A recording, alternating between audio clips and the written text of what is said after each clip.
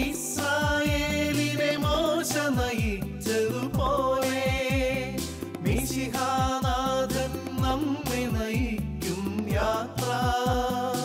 ഇസ്രായേലിനെ മോശ നയിച്ചതുപോലെ മിശിഹാനാഥൻ നമ്മെ നയിക്കും യാത്ര. മരുഭൂച്ചൂടിൽ തളരും മനസ്സുകളിൽ സ്നേഹത്തെളിനീർ പെയ്തിറങ്ങും യാത്ര.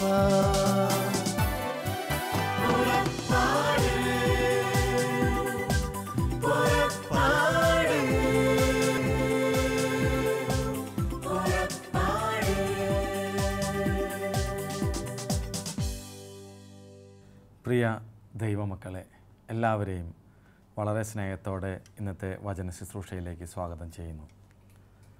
സുഭാഷിതങ്ങളുടെ പുസ്തകം അധ്യായം 3, 5 മുതൽ 6 വരെയുള്ള വചനങ്ങളാണ് ഇന്നത്തെ സന്ദേശം. കർത്താവിൽ പൂർണ്ണ ഹൃദയത്തോടെ വിശ്വാസം അർപ്പിക്കുവിൻ, കർത്താവിൽ ആശ്രയിക്കുവിൻ. നിൻ്റെ ബുദ്ധിയെ, സ്വന്തം ബുദ്ധിയെ നീ ആശ്രയിക്കരുത്.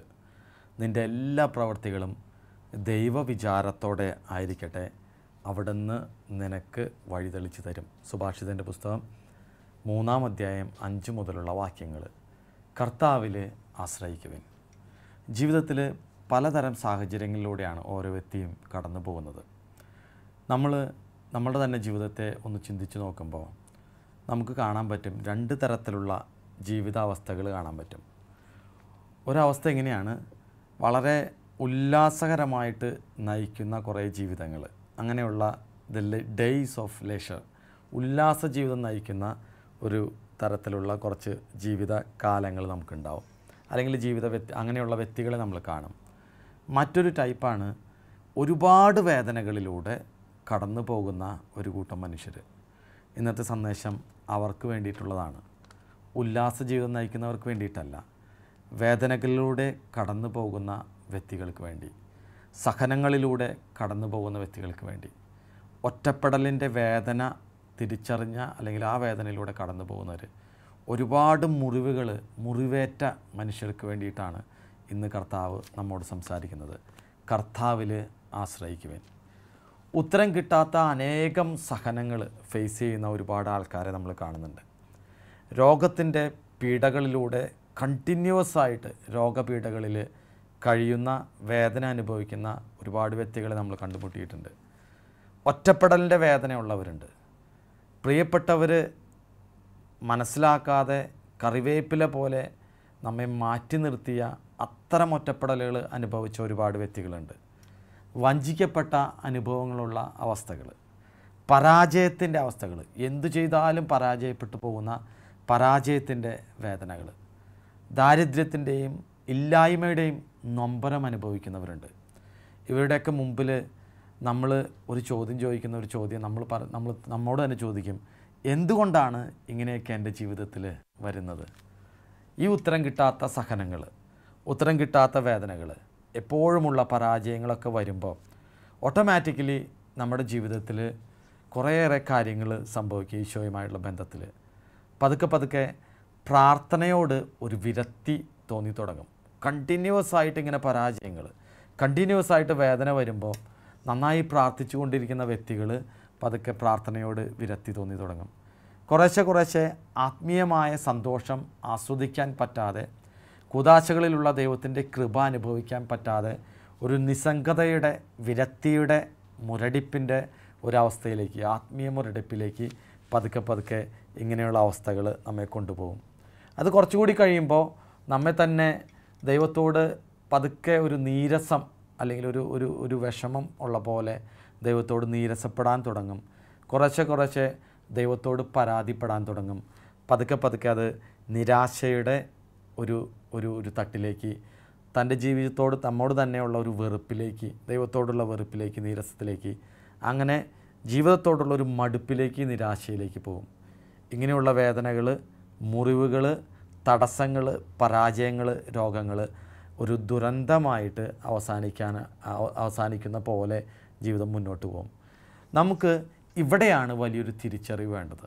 ഇങ്ങനെയുള്ള ജീവിത സാഹചര്യങ്ങൾ, ഒരു ദുരന്തത്തിലേക്കോ ഒരു തകർച്ചയിലേക്കോ പോകാനുള്ളതല്ല, മറിച്ച് വലിയ ഒരു വിജയത്തിലേക്ക്, ഒരു ഉത്ഥാനത്തിലേക്ക്, ഒരു വീണ്ടും പുനരുജ്ജീവനത്തിലേക്ക് വരാനുള്ള ഒരു സാഹചര്യമായിട്ട് മാറ്റാൻ ദൈവം കാതോർത്ത് ഇരിക്കുകയാണ്. ദൈവം നമ്മെ നോക്കുകയാണ്. ഒറ്റ ഒരു കാര്യമാണ് ഇന്നത്തെ വചനത്തിൽ നമ്മൾ ചിന്തിക്കാൻ പോകുന്നത്. കർത്താവിൽ ആശ്രയിക്കുവാൻ.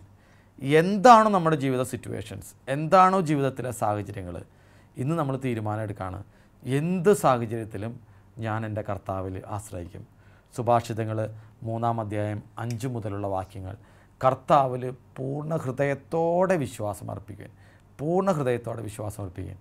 ഈ സാഹചര്യങ്ങളൊക്കെ ഫേസ് ചെയ്യുന്ന നമ്മൾ പല ജീവിത കാലഘട്ടങ്ങളിൽ ഇങ്ങനെയുള്ള ക്ഷാമകാലം അല്ലെങ്കിൽ ഇങ്ങനെയുള്ള ഒരു മുരടിപ്പിൻ്റെ കാലം ഓരോ വ്യക്തിയുടെയും ജീവിതത്തിലുണ്ടാകും. അപ്പോഴൊക്കെ നമ്മൾ എന്താണ് ചെയ്യേണ്ടത് എന്ന് കർത്താവ് നമ്മളോട് പറഞ്ഞു തരാൻ പോവുകയാണ്. ആദ്യത്തെ സ്റ്റെപ്പ് ഇതാണ്: പൂർണ്ണ ഹൃദയത്തോടെ കർത്താവിൽ ആശ്രയിക്കുക. Trust in the Lord with all your heart. ദൈവത്തിൽ പൂർണ്ണ ഹൃദയത്തോടെ ആശ്രയിക്കുക. ദൈവം ഇങ്ങനെയുള്ള വേദനയുടെ സാഹചര്യത്തിലൂടെ നമ്മൾ കടന്നു പോകുമ്പോൾ നമ്മുടെ സ്വന്തം ബുദ്ധിയിൽ ആശ്രയിക്കാൻ കർത്താവ് നമ്മളോട് പറയുന്നില്ല. കർത്താവ് നമ്മളോട് പറയുന്നത് ഇതാണ്: കർത്താവിൽ പൂർണ്ണ ഹൃദയത്തോടെ ആശ്രയിക്കുവിൻ, പൂർണ്ണ ഹൃദയത്തോടെ ആശ്രയിക്കുവിൻ. യെശയ്യാപ്രവാചകൻ്റെ പുസ്തകത്തിൽ നമ്മൾ കാണുന്ന ഒരു വചനമുണ്ട്. വചനം എങ്ങനെയാണ്? കർത്താവിൽ ആശ്രയിക്കുന്നവൻ ആറ്റുതീരത്ത് നട്ട വൃക്ഷം പോലെയാണ്. അവൻ എപ്പോഴും അവൻ്റെ ഇലകൾ പച്ചയാണ്, എപ്പോഴും അവൻ്റെ ജീവിതം ഫ്രൂട്ട്ഫുള്ളായിട്ട് വരുന്നു. അപ്പം ദൈവത്തിൽ ആശ്രയിക്കാനാണ് ഏത് സാഹചര്യത്തിലും കർത്താവിൽ ആശ്രയിക്കാൻ. പറയാൻ നല്ല എളുപ്പമുള്ള കാര്യമാണ്, പക്ഷേ നമ്മൾ നമ്മുടെ ജീവിതത്തിൽ വളരെ ആക്റ്റീവായിട്ടുള്ളൊരു വിശ്വാസത്തിലേക്ക് വരാനായിട്ട് പറ്റണം. 2 തരത്തിലാണ് നമുക്ക് കർത്താവിലുള്ള ആശ്രയം നമ്മളുടെ ജീവിതത്തിൽ നമ്മൾ കാണാൻ പറ്റും. ഒന്ന്, വളരെ പാസീവ്, ഒരു നിഷ്ക്രിയമായ ആശ്രയ ജീവിതം നയിക്കുന്ന ആൾക്കാർ. അവിടെ നമ്മളോട് ചോദിച്ചാൽ നമ്മൾ പറയും, ഞാൻ എൻ്റെ കർത്താവിൽ ആശ്രയിക്കുന്നു, വിശ്വസിക്കുന്നു. പക്ഷേ അത് അത്രത്തോളം ഒരു ടെസ്റ്റഡായി എന്ന് പറയാൻ പറ്റില്ല. വളരെ നിഷ്ക്രിയമായിട്ട് പോകുന്ന ഒരു വിശ്വാസ ജീവിതം, അത് ആദ്യത്തെ പടി മാത്രമാണ്. എപ്പോഴൊക്കെയാണോ നമ്മുടെ ജീവിതത്തിൽ വലിയ പരാജയങ്ങൾ, വിഷമങ്ങൾ, ട്രയൽസ്, സഹനങ്ങൾ ഉണ്ടാകുന്നത്, അപ്പോഴാണ് ഈ വിശ്വാസം ഒന്ന് ടെസ്റ്റ് ചെയ്യപ്പെടുന്നത്. അപ്പോഴാണ് നമ്മൾ അറിയുന്നത് നമ്മുടെ കർത്താവിലുള്ള ആശ്രയത്വം അത് നിഷ്ക്രിയമായ പാസീവായ വിശ്വാസമാണോ, അത് ആക്റ്റീവായ വിശ്വാസമാണോന്ന്. യഥാർത്ഥത്തിൽ ആദ്യത്തെ സ്റ്റെപ്പ് നമ്മൾ ചെയ്യുന്നത് ഇതാണ്: എൻ്റെ ജീവിതത്തിൽ എന്ത് സാഹചര്യം വന്നാലും ഞാൻ തീരുമാനിക്കണം, ഞാൻ എൻ്റെ ബോധ്യത്തിലേക്ക് കൊണ്ടുവരണം, എനിക്ക് വേറെ ഒരു സൊല്യൂഷൻ ഇല്ല. ഞാൻ എവിടെ ഓടിപ്പോയിട്ടും എവിടെയൊക്കെ ഓടിപ്പോയാലും there is no answer, only answer is in Jesus Christ. ഈശോയിൽ ആശ്രയിക്കാനുള്ള വലിയ ബോധ്യത്തിലേക്ക്, വലിയ തീരുമാനത്തിലേക്ക് എത്താം. ഫസ്റ്റ് സ്റ്റെപ്പ്, ഏത് ജീവിത സാഹചര്യം വന്നാലും എൻ്റെ ആദ്യത്തെ പടി ഇതായിരിക്കണം: ഞാൻ എൻ്റെ കർത്താവിൽ ആശ്രയിക്കുന്നു. Jesus, I trust in you. കർത്താവിൽ ഞാൻ ആശ്രയിക്കുന്നു. സ്വന്തം ബുദ്ധിയിൽ പല ചിന്തകൾ കടന്നു വരും, പല ന്യായീകരണങ്ങൾ കടന്നു വരും, പല ചോദ്യങ്ങൾ കടന്നു വരും. അപ്പോഴൊക്കെ നമ്മൾ തിരിച്ചു ഏറ്റു പറയണം: കർത്താവെ, ഞാൻ നിന്നിൽ ആശ്രയിക്കുന്നു. ഏതൊക്കെ പരാജയത്തിൻ്റെ നടുവിലായാലും, ഏതൊക്കെ വേദനയുടെ നടുവിലായാലും, എത്രയും ഗൗരവമായ രോഗത്തിൻ്റെ നടുവിലായാലും നമ്മൾ കർത്താവിനോട് പറയണം: കർത്താവെ, പൂർണ്ണ ഹൃദയത്തോടെ ഞാൻ അങ്ങിൽ ആശ്രയിക്കുന്നു. ആദ്യത്തെ സ്റ്റെപ്പ്. രണ്ടാമത്, നമ്മൾ ചിന്തിക്കണം, ഇങ്ങനെയുള്ള സാഹചര്യങ്ങളൊക്കെ വരുമ്പോൾ നമ്മുടെ മുമ്പിൽ കുറേ ചോദ്യങ്ങൾ വരും. എന്തുകൊണ്ട് ഇങ്ങനെ സംഭവിക്കുന്നു? എന്തുകൊണ്ട് അത് എനിക്ക് മാത്രം സംഭവിക്കുന്നു? Why and why only to me? പലപ്പോഴും നമുക്ക് വരാവുന്ന ഒരു ക്വസ്റ്റ്യനാണ്, എന്തുകൊണ്ട് ഇങ്ങനെ സംഭവിക്കുന്നു? നമ്മളിതിൻ്റെ വൈ അല്ലെങ്കിൽ എന്തുകൊണ്ട് എന്ന കാരണങ്ങളിലേക്ക് ഒരുപാട് ചിന്തിക്കാതെ നമ്മൾ രണ്ടാമത് ഒരു സ്റ്റെപ്പ് എടുക്കണം. അതായത്, എൻ്റെ ജീവിതത്തിൽ എന്തൊക്കെ മാറ്റങ്ങൾ ഞാൻ വരുത്തേണ്ടതുണ്ട്. ആദ്യം പറഞ്ഞു കർത്താവിൽ ആശ്രയിക്കുക. രണ്ടാമത്, repent, come back and start again in the right track. മനസ്സാന്തരപ്പെട്ട് കർത്താവിലേക്ക് തിരിച്ചു വന്ന് വീണ്ടും ഒരു തുടക്കം തുടങ്ങാനുള്ള തീരുമാനം. ജീവിതത്തിൽ പരാജയങ്ങളുണ്ടാകുമ്പോൾ, ജീവിതത്തിൽ വേദനകളുണ്ടാകുമ്പോൾ, ഈ പറയുന്ന മുറിവേറ്റപ്പെട്ടവരായിട്ട് നിൽക്കുമ്പോൾ, ഒരുപാട് ഒറ്റപ്പെടലിലൂടെ പോകുമ്പോൾ, പരിഹാസത്തിലൂടെ പോകുമ്പോൾ, അവഗണനയിലൂടെയൊക്കെ പോകുമ്പോൾ, അതിൻ്റെ കാരണങ്ങളിലേക്ക് നമ്മൾ ആലോചിച്ച് സ്വന്തം ബുദ്ധിയിൽ ആശ്രയിക്കാതെ നമ്മൾ എന്ത് ചെയ്യണം? വളരെ പോസിറ്റീവായിട്ടുള്ളൊരു സ്റ്റെപ്പ് ഞാൻ എടുക്കണം. അതായത്, മനസ്സാന്തരപ്പെട്ട് കർത്താവിലേക്ക് തിരിച്ചു വന്ന് വീണ്ടും ഒരു തുടങ്ങാനായിട്ടുള്ള സ്റ്റെപ്പ്. ലൂക്കായുടെ സുവിശേഷത്തിൽ 5-ാം അധ്യായത്തിൽ നമ്മൾ കാണുന്നുണ്ട്. ശിഷ്യന്മാർ വളരെയേറെ അധ്വാനിച്ചു, ഒരുപാട് കഷ്ടപ്പെട്ട് അവർ വലയിറക്കി, ഒന്നും അവർക്ക് ലഭിച്ചില്ല. അവർക്ക് നന്നായിട്ട് അറിയാവുന്ന നദിയാണ്, നന്നായിട്ട് അറിയാവുന്ന പരിസരമാണ്, പശ്ചാത്തലമാണ്, അവർക്ക് നന്നായിട്ട് അറിയാവുന്ന ജോലിയാണ്. അവരുടെ കഴിവിൽ ഒക്കെ ആശ്രയിച്ചിട്ട് അവരവരുടെ മാക്സിമം ദ ബെസ്റ്റ് അവർ ചെയ്തു. പക്ഷെ അവർക്കൊന്നും ലഭിച്ചില്ല. കർത്താവ് അവരുടെ കൂടെ വന്ന് കർത്താവ് പറയുന്നിടത്ത് അവർ വീണ്ടും വലയിറക്കുന്നു. കർത്താവ് അവരോട് വീണ്ടും ആഴത്തിലേക്ക് വലയിറക്കാൻ പറയുമ്പോൾ നോർമലി അവർ ചിന്തിക്കണം, ദൈവമേ ഇത്രയും നാൾ ഞങ്ങൾ ജോലി ചെയ്ത ഒരു സ്ഥലമാണ്, ഇത്രയും അധികം എക്സ്പീരിയൻസ് ഞങ്ങൾക്കുണ്ട്, ഇത്രയും നേരം ഞങ്ങൾ ചെയ്തിട്ട് ഒന്നും ലഭിച്ചില്ല, വീണ്ടും വലയിറക്കുന്നത് ഒരു ഒരു ഒരു ഒരു ആവശ്യമില്ലാത്ത കാര്യമാണ്, അല്ലെങ്കിൽ അതൊരു നിഷ്ഫലമായി പോവില്ലേ എന്ന് അവർക്ക് ചിന്തിച്ചിരിക്കാം. പക്ഷേ അവർ കർത്താവിൽ ആശ്രയിച്ചിട്ട് ആഴത്തിലേക്ക് വലയിറക്കി വലിയ സമൃദ്ധി അവർ കോരിയെടുക്കുന്നുണ്ട്, വലിയ സമൃദ്ധി അവർ കോരിയെടുക്കുന്നു. അപ്പോൾ നമ്മൾ ചിന്തിക്കണം, എൻ്റെ ജീവിതത്തിൽ ക്ഷാമകാലം ഉണ്ടാകുമ്പോൾ ധൂർത്തപുത്രൻ്റെ ഭൂമിയിൽ നമ്മൾ കാണുന്നുണ്ട്, അവൻ പന്നികൾക്ക് കൊടുക്കുന്ന ഭക്ഷണം കഴിക്കുന്ന തരത്തിൽ താഴ്ന്നുപോയ ക്ഷാമകാലമാണ് അവൻ്റെ ജീവിതത്തിൽ ഉണ്ടായത്. അപ്പോൾ അവൻ ചിന്തിച്ചു, അവൻ്റെ പിതാവിൻ്റെ ഭവനത്തിൽ എന്താണ് എന്നവൻ ചിന്തിച്ചു. അവന് സുബോധം ഉണ്ടായി. അവൻ്റെ പിതാവിൻ്റെ അടുക്കിലേക്ക് തിരിച്ചു വരാനുള്ള തീരുമാനമെടുത്ത് വീണിടത്ത് നിന്ന് അവൻ വീണ്ടും തുടങ്ങുകയാണ്. Start again in the right track. എവിടെയാണോ നമ്മൾ വീണു പോയത് അവിടെ നിന്ന് കർത്താവിൻ്റെ കർത്താവിൻ്റെ കരം കൈപ്പിടിച്ച് വീണ്ടും കർത്താവിങ്കിലേക്ക് ഒരു തിരിച്ചു വരവ്. Repent, come back and start again in the right track. നമ്മൾ ചിന്തിക്കണം, എൻ്റെ ജീവിതത്തിൽ എന്തൊക്കെ മാറ്റം വരുത്താനായിട്ട് ദൈവം ആഗ്രഹിക്കുന്നു? എൻ്റെ ജീവിതത്തിൽ എന്തെങ്കിലും പോരായ്മകൾ അല്ലെങ്കിൽ തെറ്റുകൾ, പിഴവുകൾ വന്നു പോയിട്ടുണ്ടോ? ശരിക്കും ആലോചിച്ച് തമ്പുരാൻ്റെ മുമ്പിലിരുന്ന് ആലോചിച്ച് കർത്താവിലേക്ക് തിരിച്ചു വന്ന് നല്ലൊരു കുമ്പസാരം നടത്തി വീണ്ടും ഒരു തുടങ്ങാനായിട്ട് നമ്മൾ തീരുമാനമെടുക്കണം. ആദ്യത്തെ സ്റ്റെപ്പ് കർത്താവിൽ പൂർണ്ണ ഹൃദയത്തോടെ ആശ്രയിക്കുക. രണ്ടാമത് കർത്താവിൽ ആശ്രയിച്ചുകൊണ്ട്, കർത്താവിൽ വിശ്വസിച്ചുകൊണ്ട് കർത്താവിലേക്ക് തിരിച്ചു വന്ന് വീണ്ടും ഒരു തുടക്കം. നഷ്ടപ്പെട്ടത് തിരിച്ചു തരുന്ന ഒരു കർത്താവുണ്ട്. പരാജയപ്പെട്ട കാര്യങ്ങളെ വിജയം വരിക്കാൻ സഹായിക്കുന്ന ഒരു കർത്താവുണ്ട്. എവിടെ നിന്നാണോ വീണത് അവിടെ നിന്ന് വീണ്ടും കർത്താവിൻ്റെ പക്കലേക്ക് വീണ്ടും ഒരു തിരിച്ചുവരവ്, വീണ്ടും നമ്മുടെ ജീവിതത്തിൽ ഒരു സ്റ്റാർട്ട് അഗെയിൻ, ഒരു റീസ്റ്റാർട്ടിങ്, ഒരു വീണ്ടും തുടക്കം നമ്മൾ തീരുമാനിക്കണം. മൂന്നാമത്തെ സ്റ്റെപ്പ് ഇതാണ്. സുഭാഷിതങ്ങളുടെ പുസ്തകങ്ങൾ 3-ാം അധ്യായം 6 മുതലുള്ള വാക്യങ്ങൾ നമ്മൾ കാണുന്നുണ്ട്.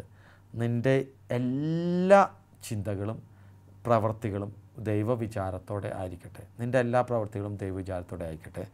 അടുത്ത വചനം ഇങ്ങനെയാണ് പറയുന്നത്, ജ്ഞാനി എന്ന് സ്വയം വിചാരിക്കരുത്, കർത്താവിനെ ഭയപ്പെടുകയും തിന്മയിൽ നിന്ന് അകന്നിരിക്കുകയും ചെയ്യുക.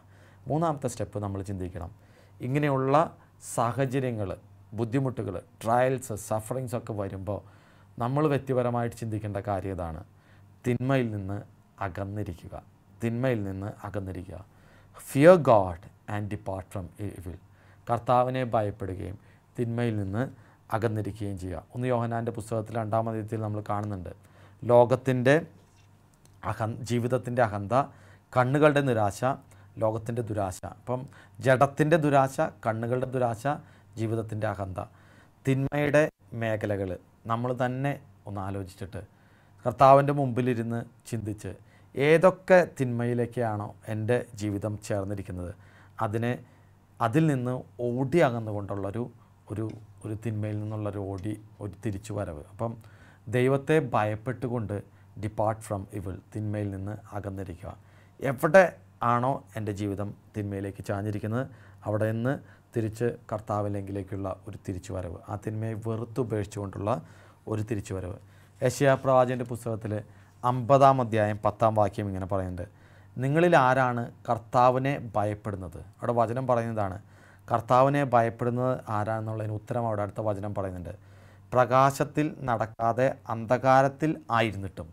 അതായത് തിന്മയിൽ വീണു പോയിട്ടും വീണ്ടും തിരിച്ച് കർത്താവിൻ്റെ കാരുണ്യത്തിലേക്ക് തിന്മയെ വെറുത്തുപേക്ഷിച്ച് തിരിച്ചു വരുന്നവരെ കുറിച്ചിട്ടാണ് കർത്താവിൽ ഭയപ്പെടുന്നവരെന്ന് പറയുന്നത്. അപ്പം ദൈവത്തെ ഭയപ്പെടുക എന്നാൽ ഞാൻ തെറ്റിൽ വീണു പോയിരിക്കാം, പക്ഷേ വീണിടത്ത് നിന്ന് കർത്താവിൻ്റെ കരം പിടിച്ചെഴുന്നേറ്റ് ആ തിന്മയെ വെറുത്തുപേക്ഷിച്ചിട്ട് ആ തിന്മയിൽ നിന്ന് ഓടി അകന്ന് കർത്താവിലേക്ക് വരുന്നതിനെയാണ് കർത്താവിനെ ഭയപ്പെടുക എന്ന് പറയുക.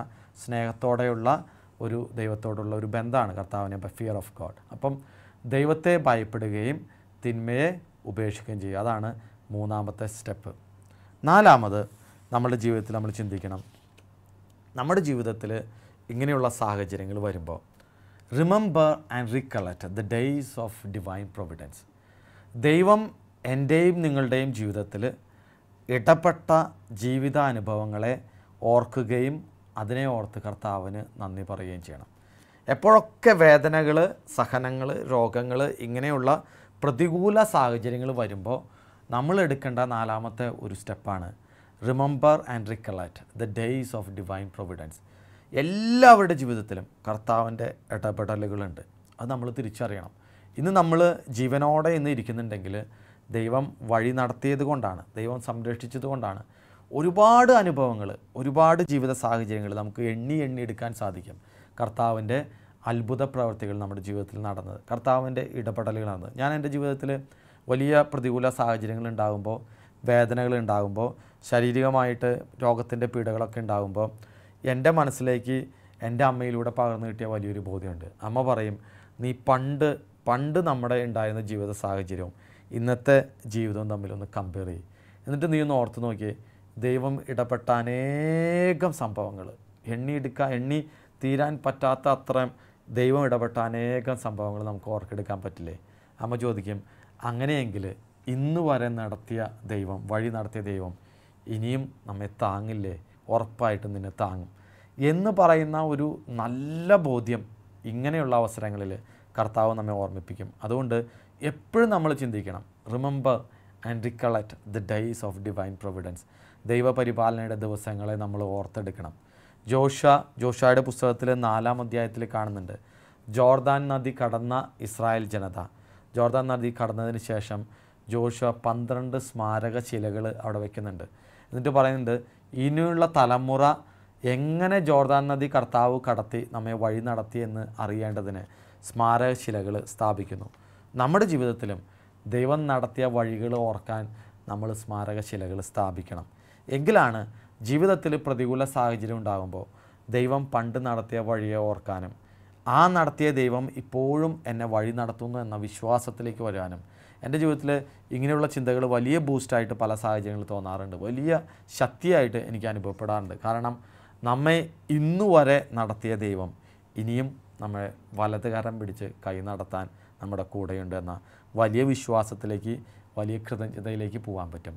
കർത്താവിൽ ആശ്രയിക്കുക, repent, come back and start again. കർത്താവിൻ്റെ വഴിയിൽ വീണ്ടും ഒരു തുടങ്ങുക. ദൈവത്തെ ഭയപ്പെടുകയും തിന്മയെ ഉപേക്ഷിക്കുകയും തിന്മയിൽ നിന്ന് വർജിക്കുകയും ചെയ്യുക.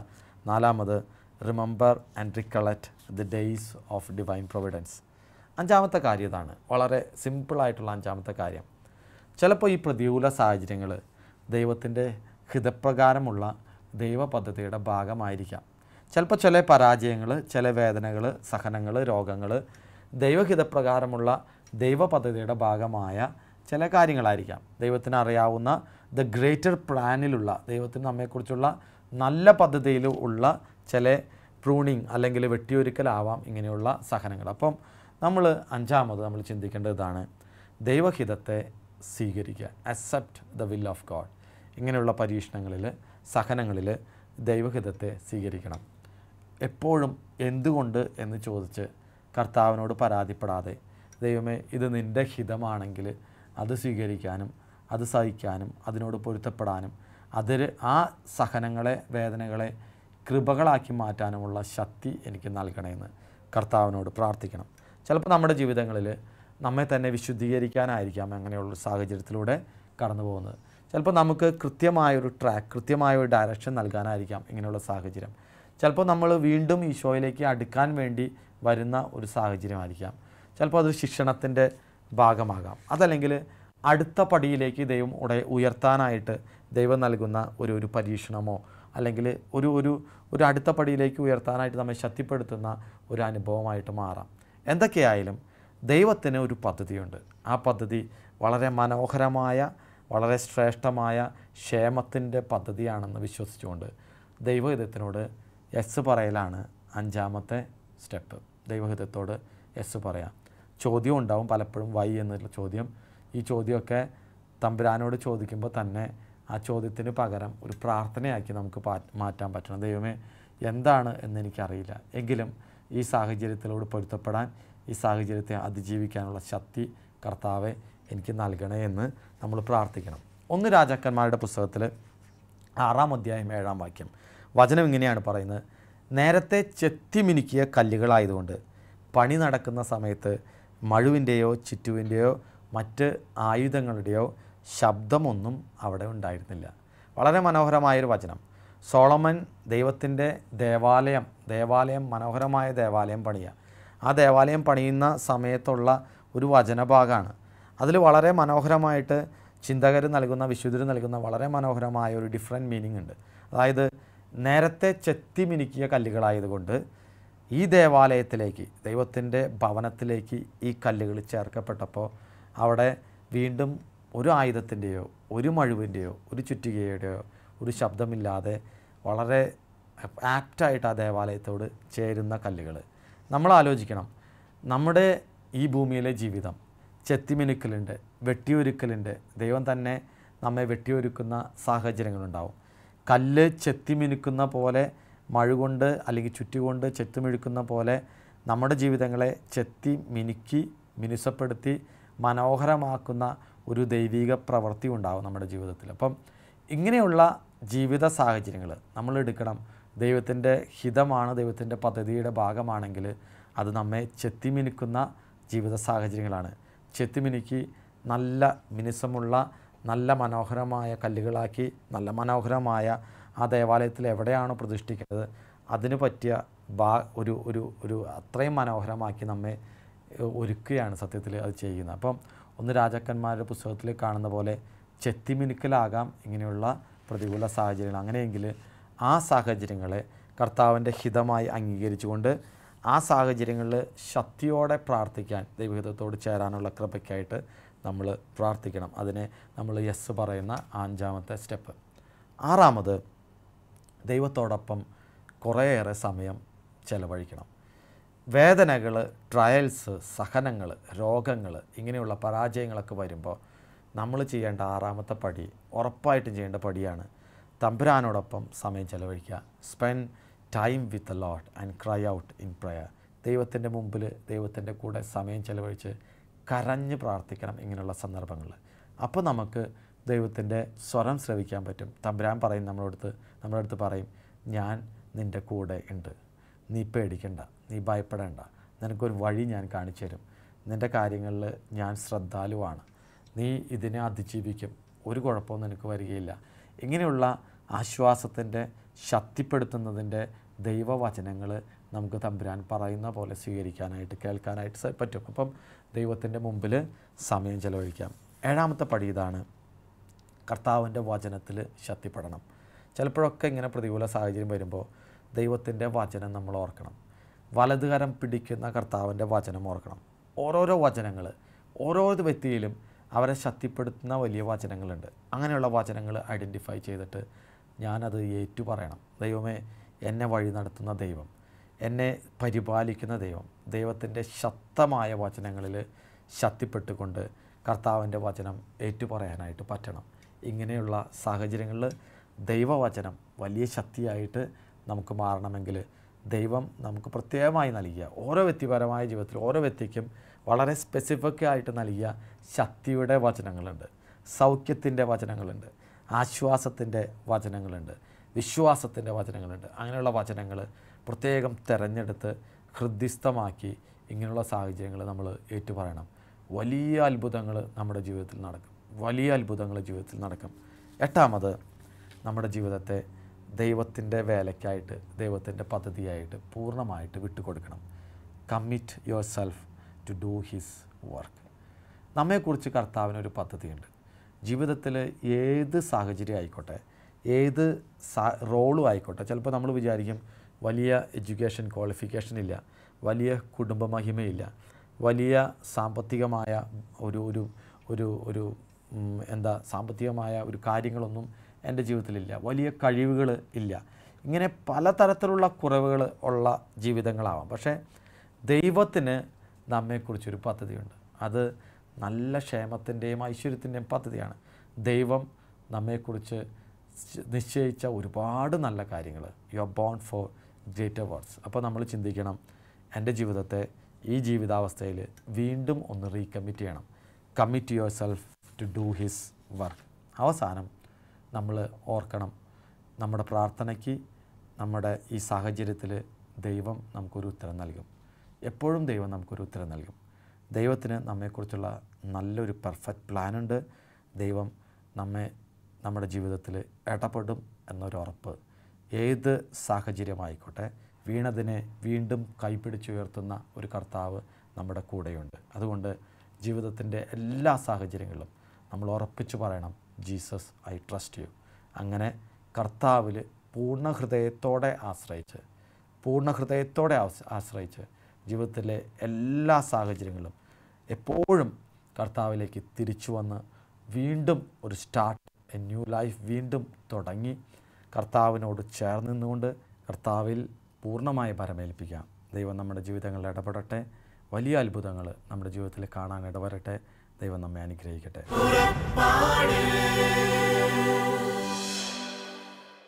ഈ പ്രോഗ്രാമിനെ കുറിച്ചുള്ള നിങ്ങളുടെ വിലയേറിയ അഭിപ്രായങ്ങളും നിർദ്ദേശങ്ങളും ഇമെയിലിലൂടെ ഞങ്ങളെ അറിയിക്കുക. പുറപ്പാട്.ua@gmail.com